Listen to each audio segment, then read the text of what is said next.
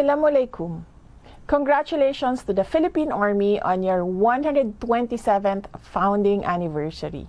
The theme, Matatag na Hukbong Katihan para sa Bagong Pilipinas, manifests the bravery, dedication, and strength of your service to our nation. It resonates deeply with our strong commitment to enhancing the capabilities and readiness of our armed forces towards the attainment of our shared aspirations and common destiny.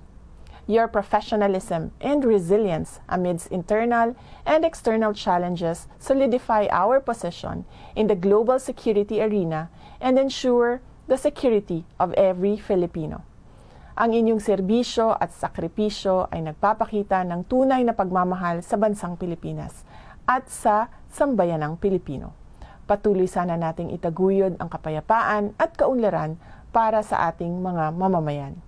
Bilang inyong Vice Presidente at kalihim ng Kagawaran ng Edukasyon, kaisa ninyo ako sa patuloy na pagpapatibay ng ating hukbong katihan.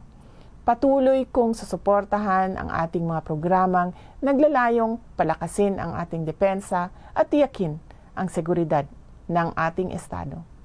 Tayo ay magkaisa tungo sa mas matatag na hukbong katihan na handang harapin ang mga hamon sa hinaharap at pangalagaan ang kasarinlan at integridad ng ating teritoryo.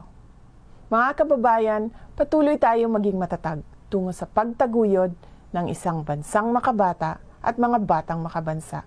Ang lahat ng ginagawa natin ay para sa Diyos, sa bayan at bawat pamilyang Pilipino. Syukran.